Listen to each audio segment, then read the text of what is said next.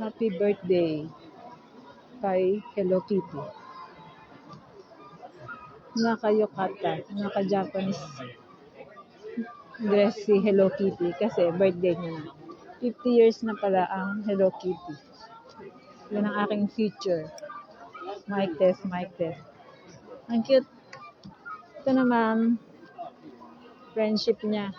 Sino daw to? Si My Melody. Ito, Kuromi, Black Kitty. Kasi 50 years na raw, sabi ng kaibigan ko. 50 years na raw si Hello Kitty. 50 years old. So, may edad din, nagbe-birthday rin si Hello Kitty. Ito naman. Ito talaga ang original Hello Kitty. Yeah. From Japan. Picture natin. Ano pinagkaiba ng Hello Kitty sa Sanrio? Ano pinagkaiba? Question and answer. Mamimigay ang Sanrio Hello Kitty pag nasagot nyo. Ang pinagkaiba, ang Sanrio ay kumpanya. Kumpanya ng Hello Kitty. Okay? Doon tayo. 50 years old na si Hello Kitty. Ang kanilang flag bearer. Sanrio. Kasi Sanrio ng araw. Sabi ko doon, ano ba ito pila? Sabi ko doon sa kaibigan ko, anong pinagkaiba ng Sanrio? Kasi nung araw, Sanrio kilala ko. Okay? Yung pala, yun nga, company yung Sanrio. Karakter niya ang Hello Kitty. So, noon ko lang na-confirm, na-realize. I'm here at Sanrio. I'm here at Skytree. Kasi umuulan outside. It's raining man outside. Kaya, andito sa loob lahat ang mga people. Okay. Thank you Lord. Thank you Jesus. Mamaya titigil na raw ulan. Okay. Ang topic natin, tapos na tayo kay Sanrio ha. Ang topic natin, how to make pagpag. How to dust off. Paano natin papagpagin ang discouragement, heaviness, rejection, pain, struggle, sa Bisaya, struggle, sa buhay natin. Sa naranasan natin. Yan po kasi yung topic sa church. May I share ang inyong tita. Okay? It's raining man here. Okay? Mag-ano lang ako. Dito tayo sa Skytree. Tulog pa paligid. God bless. Be blessed. Andun ang mga people. Mamaya titigil na raw ang ulan. May I tour lang. Okay? Thank you Lord. Thank you Jesus for this day. I declare it is a rain of blessing. Rain of encouragement, motivation, inspiration by the living word of God. Okay? I-release ko ang salita ni God. In Jesus' name, take control. Kasi yung scripture na ginamit doon, yung shoes of peace. Tayo po ay nasa gyera. Mukha ba akong talino? Tayo po ay nasa gyera, no? Araw-araw, minuto ng ating buhay. Hindi po isang pantasya ang ating gyera sa buhay. Okay? Thank you, Lord. Thank you, Jesus. So, isa sa mga armor, equipment, panlaban natin sa gyera ng buhay, ay ang sabi ay shoes. Kailangan, di ba, yung mga sundalo, gumagamit ng mga sapatos na panggera. Okay? Hindi ka pwedeng magtakong pag nasa gyera ka. Depende sa gyera mo o depende sa sitwasyon. Kunyari, jogging ka, hindi ka pwedeng nakatakong o nakasinelas. May iwan ka. Okay? Thank you, Lord. Yun po yung purpose ng shoes. So, kailangan natin again ng shoes na pangyera. Ano daw yon? Kapayapaan pala yon. So, nung sinasabi ng preacher yon, medyo hindi pa ako nagigising kami nung kasama ko. Sabi ko, narinig ko na, palagi ko na nga yung topic, yung kapayapaan na yan eh. So, nothing new. Sabi ko, pero nung huma-highlight na siya, sabi niya, ipagpag nyo, kasi may scripture doon, nirelate niya sa mga mananampalataya, pag naghahayag ng salitaan ni God, napupunta sa bahay, pag ni-reject, pag tinanggihan ng salita ni God, ipagpag nyo. Katulad ng yan, ang ginagawa ko. May pagpag lang kung ayaw ni God, kung ayaw ng salita ni God, kung nire-reject, wag mong dibdibin, wag mong, tag dito, wag mong i-meditate yung rejection, yung heaviness, kahit sa trabaho. So, yun nga, yung kasama ko, nag-share din pagkatapos naming makinig pala. Nagising din siya, sabi niya, alam mo ba itsura ko kanina?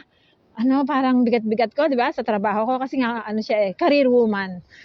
Dami siyang pepe. Tapos, sabi niya, parang nagising ako sa sinabi niya na, kasi nagkanda busy-busy ako, na-discourage ako sa week ko. So, nung sinabi ng preacher na paano ipapagpag ang discouragement, ang heaviness, so pwede natin i-apply yun sa buhay natin, sa personal natin, o paghahayag ng salita ni God, o pag-share ng word. Ipapagpag mo yung rejection, yung heaviness, yung pain, yung struggle, yung sickness na ipinapagpag din. Okay? Sabihin, wag mong didibdibe, wag mo i-meditate. So, ang akin namang na-meditate ko kanina, download, paano ka magpapagpag? Ang sabi kasi doon, shake off the dust. Ipagpag mo lang yung rejection. So, paano tayo nagpapagpag ng alikabok? By words lang ba? Alikabok, lumayas ka dyan. Lumayas ka dyan. Istorbo ka dyan. Kung makapal na yung alikabok, okay? Dito sa Sky3. Kung makapal yung alikabok, so ano gagawin natin? Ano pa effort? Itataas mo yung dalawang kamay mo, papagpag mo yung mga alikabok, yung tuwalya, kung ano may alikabok, yung kama. Kasi nga po, ang sabi doon, ipagpag mo lang para yung rejection, okay? Shake off the dust. Parang kay Paul din, pinagpag niya lang yung ahas, okay? Yung ahas, pumulupot sa kamay niya, pinagpag niya, tinaktak niya, in Jesus' name. So, ganun po. So, kung ikaw ay heavy, buong linggo kang naranasan yung sa trabaho, sa buhay, sa bahay, okay? Ipagpag mo ng dalawang kamay, itaas mo, magwagwag ka, magtatalong ka. Ibig sabihin, with action, okay? Hindi po pala, by speaking lang, rejection, lumayas ka, okay din yun.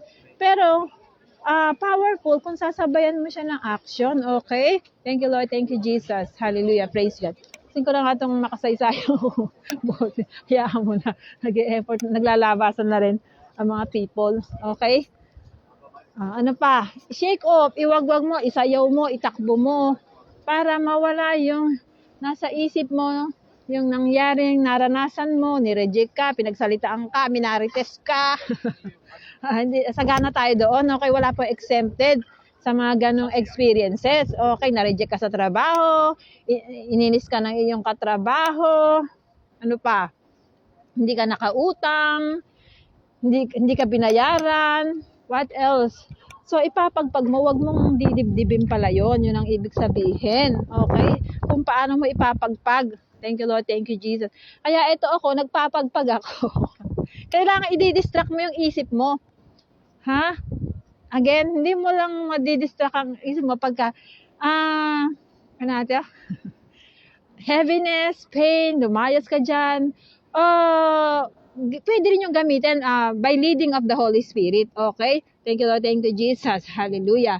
Hindi ko rin minemenos ang power of speaking. Pero ang sabi dito, kung ano ang sabi ng, hallelujah, ng scripture, kung ano nire-design ng Holy Spirit, ano gagawin mo sa sitwasyon mo, kung paano mo ipapagpag. Kung makapal ang alikabok, okay? Thank you, Lord. Thank you. Ipagpag mo, iwagwag mo, iluto mo, pagluto ka. Huwag mong i-meditate. Huwag kang humiga lang sa kama. Ganun ang gawain natin eh. Humihiga lang ako pagkatapos ko palang mahiga, edi pagpag uli. Thank you, Lord. Thank you, Jesus. Praise God. Praise you, Jesus. Father God, thank you, Lord. Hallelujah. Hallelujah. Thank you, Lord. Help us, oh God. Direct us to how to use the teaching that we have learned from you, that we got from you continually, Father God. Hallelujah.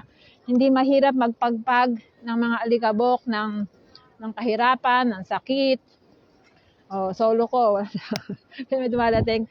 Okay, in Jesus' name, Father God, hallelujah, katulad ni Paul, wala kang pinipiling tao. Father God, kung sino man ang naniniwala sa'yo, we can use the power of your name, the power of your words, The power of your blood in Jesus' name. Sineshake off namin ang rejection, ang heaviness, ang pain, ang struggle, bunga ng sinasadya at hindi sinasadyang sitwasyon in Jesus' name. Father God, sineshake off namin in Jesus' name ang lahat ng negativity, toxicity in Jesus' name.